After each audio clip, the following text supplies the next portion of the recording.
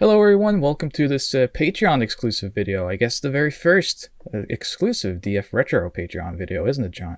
That's right, it is. And, we're going to start kind of small, but trying to find what works. And you guys have to let us know what you think of this. But it's sort of like bringing the Retro Corner idea into its own little thing, just so we can talk about, what we're talking about today. Yeah, we talked about this on the latest Thief Weekly that we were doing pickups, and this is something we'll keep doing, I think, moving forward. Probably not every week because there's so much of a budget we have for these games Exactly. before sudden divorces comes up. But yeah, we want to do this, and just a clarification because I see this comment a few times regarding this DF Retro Patreon thing. So let's define it a little bit at the beginning here. All the supplemental stuff we're doing, pickups, discussions with guests, and things like this will be exclusive to the Patreon on DF Retro. Whereas the official episodes will always be on, of course, the Digital Foundry channel for everyone to watch.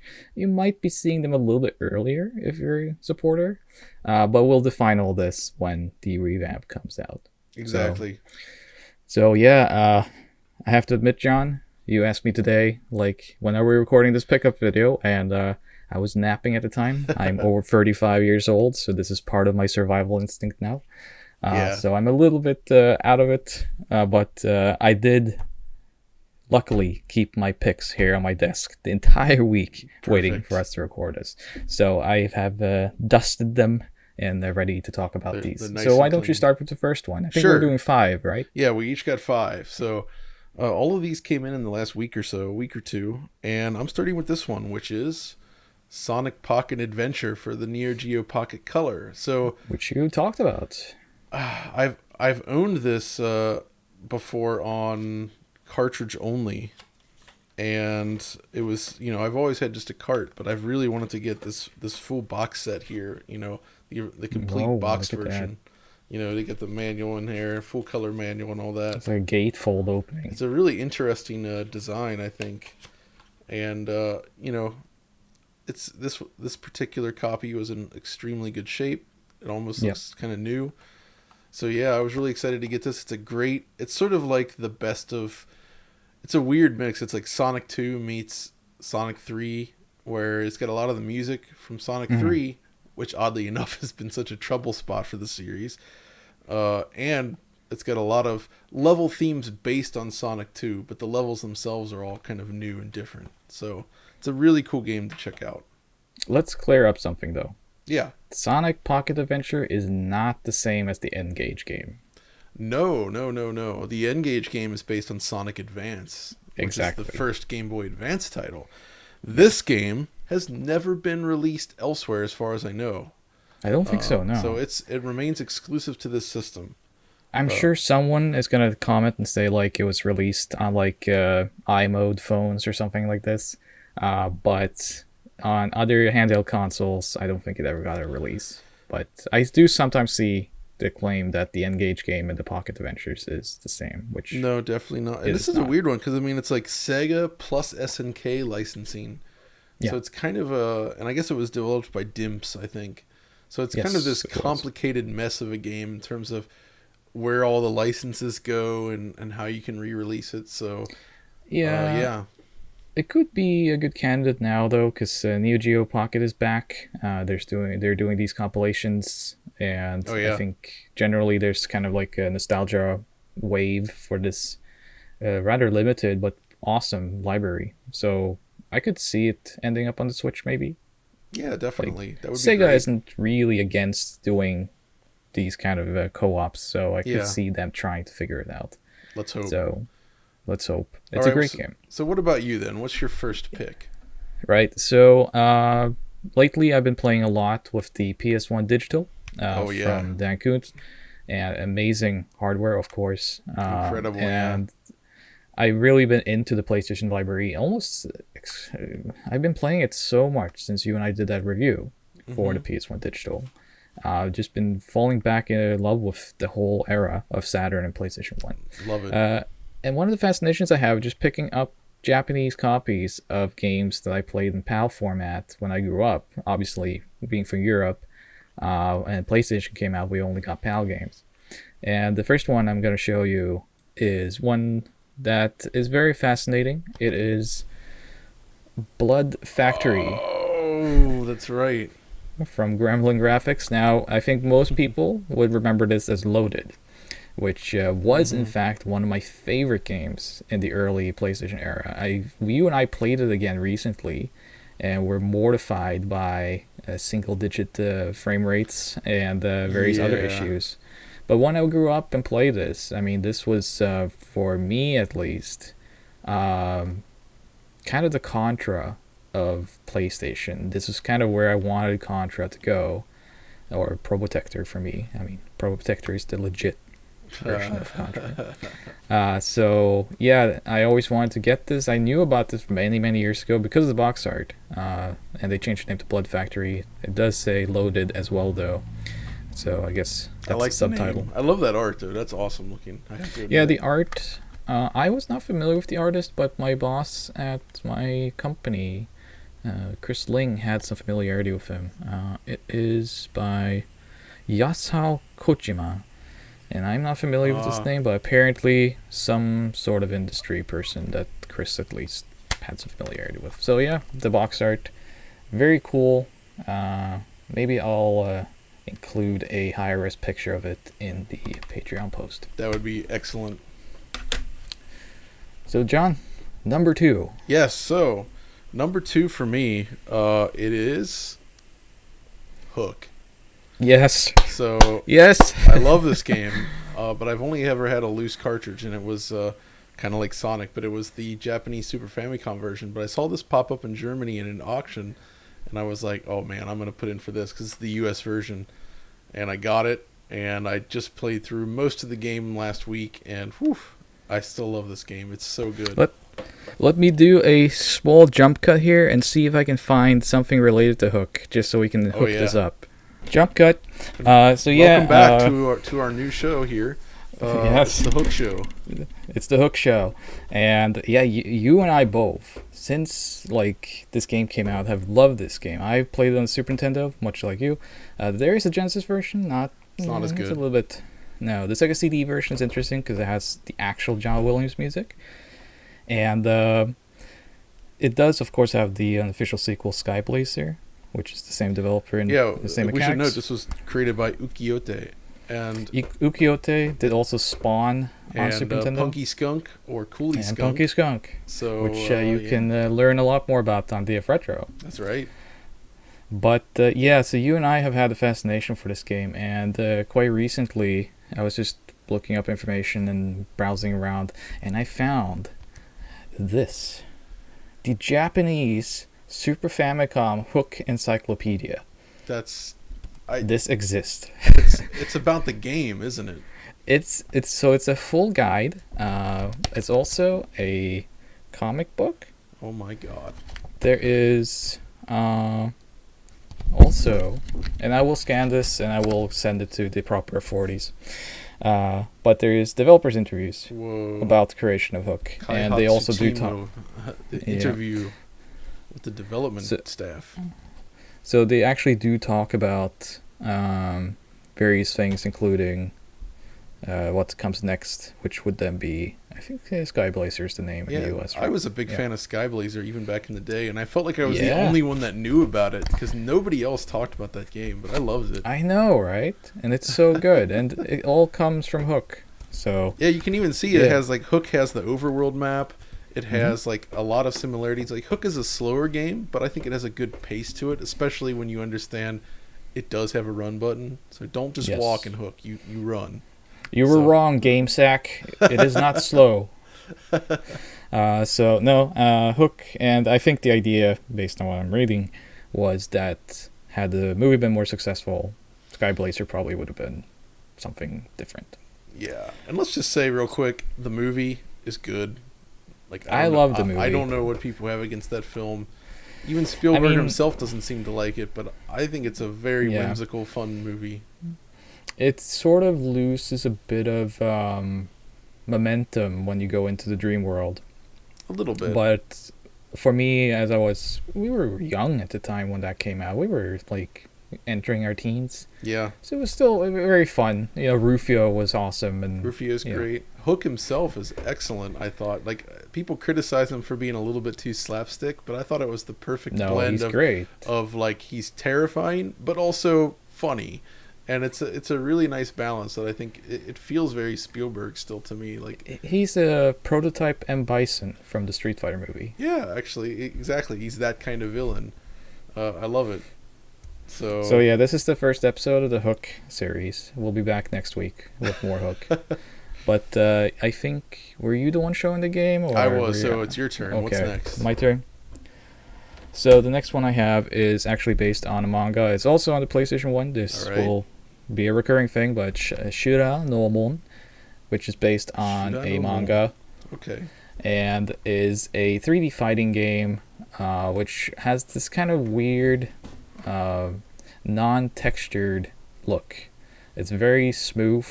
Frame rate's not so smooth, but the graphics are very smooth, and all the fighters are very articulated and animated, so to speak. Very similar to I think there was an anime, a shorter one. Right. But I do remember the manga more so than anything. And this actually got also a Genesis game many years before this one, which is a strategic fighting game, if you can believe that.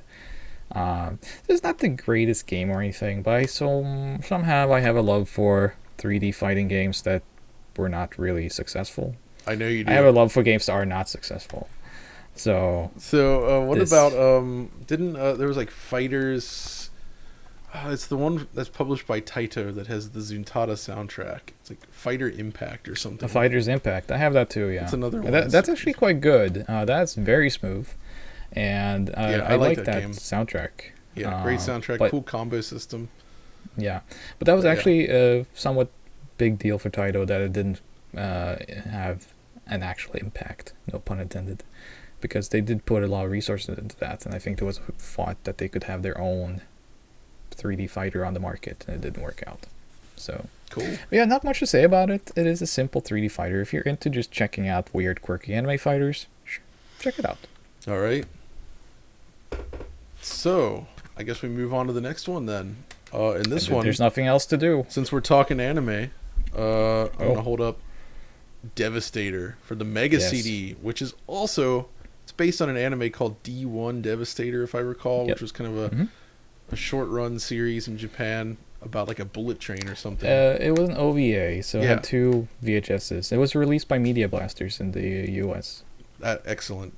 And the thing is, though, is this game, it's technically based on it, but it's its own thing. And this comes to us from Wolf Team. You see the big old Wolf Team logo down there, and Wolf Team I like because they're a developer who has a lot of heart, even if their execution isn't always perfect. But in this case, you know what?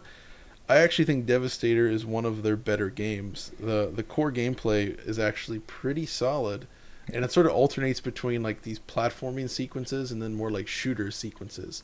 So it actually has some good variety as well. So it's one of those games that just feels it's very Mega CD or PC Engine, honestly. It feels like it could have been on either of those systems, but it's a solid action game, and it's just another example of the type of games that Japan got on the Mega CD/Sega CD that the West really kind of missed out on.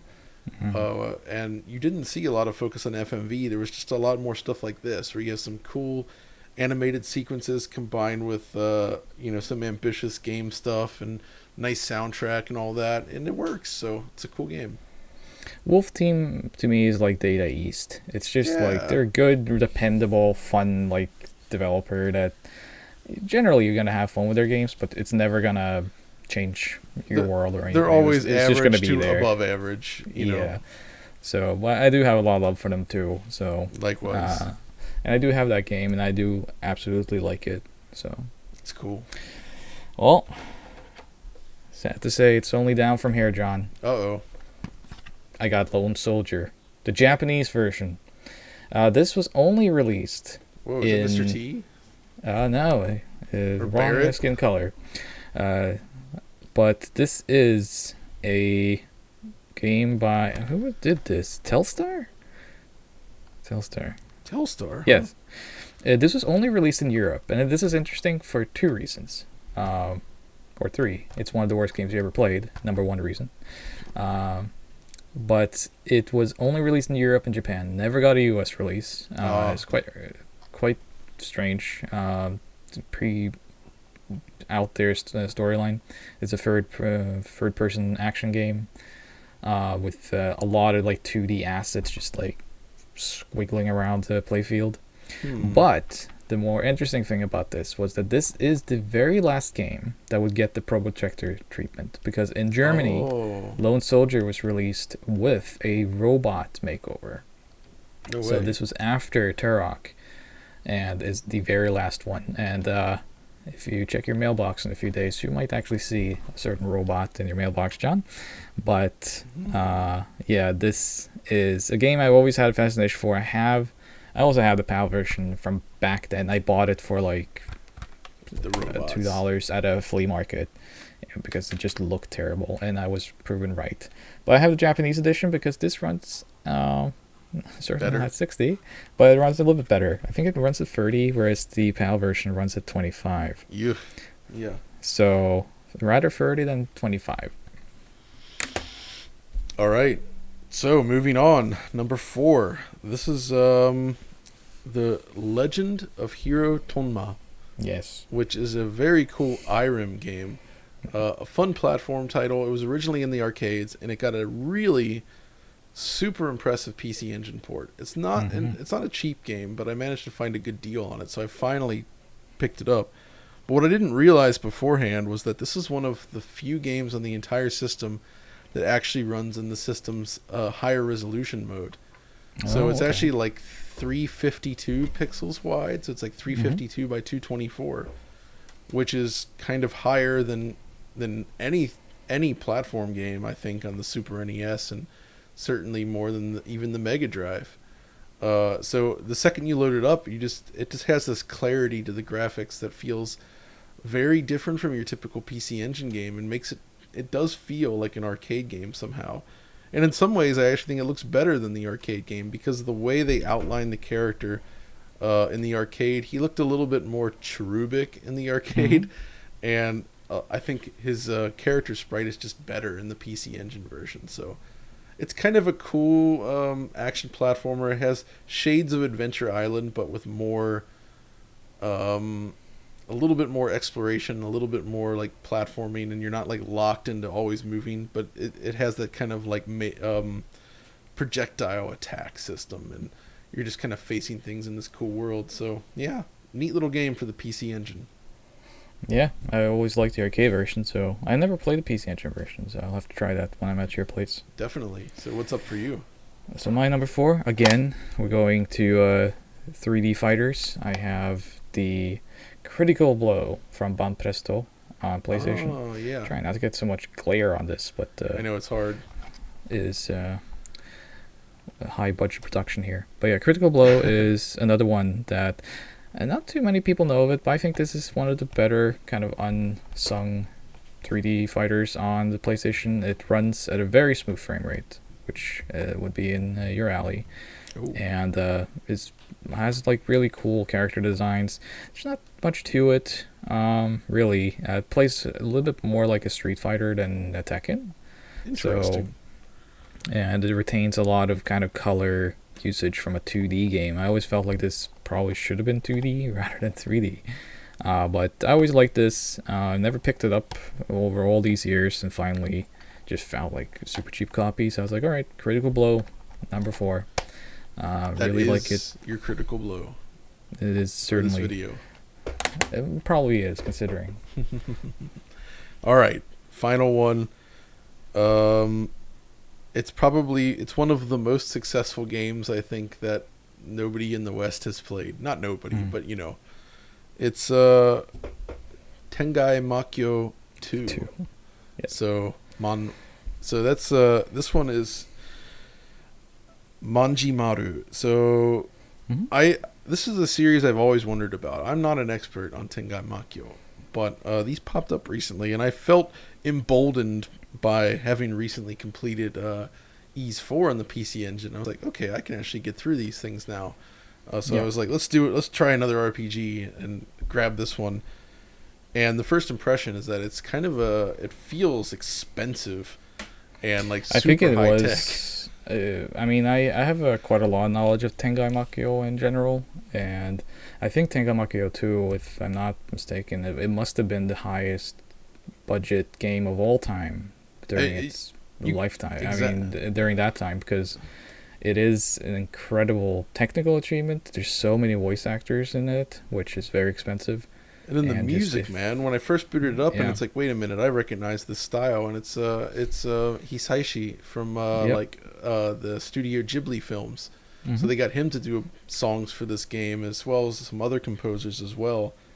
And it's just it's epic stuff, and it's really cool looking RPG. And visually, when you're in the game, obviously, it's this mix of this gorgeous 2D cutscenes, but then in game mm, it actually kind of looks like Final Fantasy IV for the Super NES, yep. with that same sprite style and kind of angled scenery, and it works. It's a very charming, beautiful little game, and I'm eager to kind of dig in more. And I was surprised at how much comedy there is in it. Like, it seems like there's a serious story there, but there's also it's funnier than I expected. So Yeah, yeah. I mean, generally it's like a mix of slapstick, and then you have like the feudal drama side of it. exactly. So So it's different. It doesn't feel like Final Fantasy or Fantasy Star or anything like that. It has its own flavor to it with its own unique characters and kind of, setup going on, but it still feels pretty epic. So did it ever get a translation, I guess?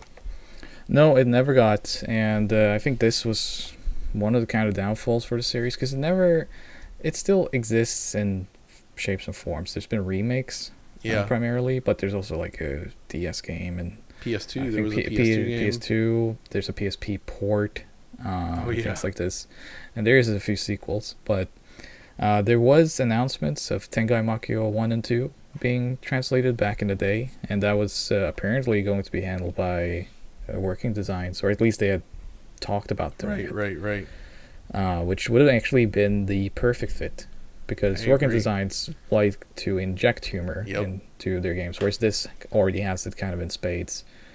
So it's too bad that Victor couldn't do that. I mean, I assume it just comes down to like the date here is 1992, and by then, Yeah, by the time this could have arrived in North America, like would have been 94. the Would have been way TurboGrafx too would have late. been long dead. So there's no Yeah. way this would have made back the money. So I can see why, but that's the thing on the PC Engine is there were games coming out in Japan into the mid 90s. I mean, the Oh yeah. Tokimeki Memorial series that has been talked about a lot lately, that came out in like 94 on the system, and so did I think Dracula X was like 93 or 94. Kazakiri. Kazikiri, exactly. So like the PC Engine in Japan was getting these like amazing, technically stunning games on the system that were so far removed from the original titles, Yeah. but it just wasn't viable to release it outside of Japan because the system was dead. Yeah, there's no need to reintroduce it either, like No. in a new format. It wouldn't have worked. No, So it was over. I can see why. And I think Tenga Makio, it's weird that it's not part. We were talking a little bit about this a couple of days ago, but it's weird it's not really more part of video game discussion today, especially in Japan. And I think Hudson themselves were a little bit miffed with the series as it never really progressed into the mixed media. That they wanted. Yeah, that's because there was a lot of plans for this, and I know a couple of people that were involved with Tengai Makio who have talked about this to me, that it never really seemed to be able to cross over and get like the attention of other video games that were getting adaptations and stuff, and You're Hudson right. was frustrated with this, and it's a perfect game to actually adapt. Absolutely. But it never happened. And there was a Neo Geo game as well, That's Kabuki right. Flash. A fighting game. Yep. So, yeah. All Cool right. series. So last one for today. Also and a cool I'm, series. No. Oh, Oh, you mean with the game I'm showing you, Yeah. or this series? Oh no, this is not a series. Well, maybe it is, but I'm actually cheating. Oh. But well, kind of. So I picked up this, which is the Pico Pico Grand Adventure from Okay. Columbus Circle on the Famicom. So I'm cheating in the Oh. sense that it just came out, but this is a platforming game. This I already have because I bought the Bus Def Aventure from is a French game from Broke Studio, who did the Twin Dragons game. It's a pretty competent and beautiful NES platformer. Wow, I need to check this out. Yeah, I'll definitely show it to you. It is based, I guess, when I bought this game, this version last year, it came with like a huge book with like comic books. They used sprites and stuff, so I think it is some sort of series. So, wow, kudos to you, John. You were right. But I wanted to check out this Japanese release. I also have every Columbus Circle release so far, which is impressive. So I was just kind of like, well, I guess I'll pick it up, even though it is the same. It is exactly the same game. Better box art. For my tastes, better box art. Sure. The original art is cool too, but yeah, it's a pretty good game. If you haven't seen it, I know that you can. I think you can buy it on like itch.io, or you can at least go to Broke Studios and pick up either the European version. I think they're also selling the Japanese version on their store. But Broke Studios is a really good and competent homebrew developer on NES these days. So you definitely check out their work. Twin Dragons as well, really good game. And wow. I think I mentioned to you before, John, but I mean, my main love in collecting these days is these aftermarket proper releases. I just love this. It's really cool. The fact that we can buy new games for these old systems that are this good. I've gone down that same path with Mega Drive specifically, buying all of them that I can get my hands on lately. It's cool. Yeah, and I love it. It's amazing too, because this is what opens up doors to something like Mad Stalker, which is preservation. We would have never seen that game unless games like this laid the grounds for this market to come back. Exactly. So this helps everyone. So go help your favorite homebrew developer Most and buy their definitely. cards. All right. I think that was 5 games. I'm games not very each. good at math, but that should be 10. Yes. So that was 10 pickups from us, and we'll probably come back in a couple weeks and do 10 more. I'm sure Absolutely. in 2 weeks we'll have 10 more games. Yeah. And yeah, this is really fun. We'll keep doing this and many other things for the Patreon exclusively with DF Retro stuff. And we'll probably up the production value a little bit and show some footage of the game stuff eventually, but we have to start somewhere. Exactly. So, but I really enjoyed your picks, John. I think you Likewise. I think you have some really cool stuff. And I am a bit jealous of your boxed hook, because I only have the cartridge. I do have a boxed Japanese copy, but I do not have a boxed US copy. Yeah, definitely. I always wonder. I mean, I guess we always wonder about this. Like, how does this stuff like just end up randomly in Germany like that? Like, I don't know. It's weird. Well, Germany had a lot of US bases, right? Yeah, I guess it is that. Yeah. This is the explanation you and I have heard several times, is that there's US military bases in Germany, especially in your area. That's true. So that's why it flowed. It somehow the rivers comes flow out there, with, and then it ends up in US other people's games. hands, and yeah, it's around. But thank goodness for that, because they're less popular. Because most people collecting this stuff are like, oh, I want to get the PAL cart. The Germans are crazy about the PAL. It's weird, and I guess with these US games also, like, you kind of need a cart adapter or some kind of like something to play them on, like a PAL, SNES, or Super Famicom, because they simply don't fit in the slot. So, yeah, you have to. I used to have one of those. It's like it plugs into the cartridge adapter. It has 2 slots. So in the first slot, you put the US cart, in the back you put a PAL game. I've seen it. Cool. And that would really do a murder on your game, because it would slow the games down, and it would have inconsistencies. At least mine had, like, because I had a TV that could play 60 hertz, right? So we had like this weird signal coming in where it like changed. So I don't miss those days. Yeah, I'm glad I didn't have to experience that, because until now. That's true. Now you have to watch out for that PAL rubbish. The PAL stuff, exactly.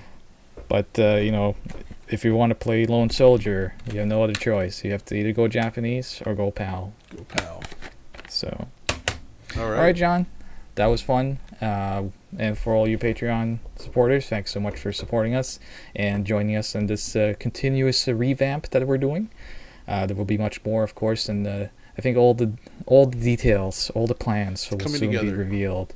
We're just waiting on Rich to kind of figure out the last few details of what we can say and whatnot, but it's getting there, and stuff like this will be plentiful, let's just say. Most So, definitely. and I really enjoy this. I mean, it's fun to sometimes just sit down and I agree. Definitely. shoot the Shoot the shoot. about these games. So, thanks so much, John. Thank you.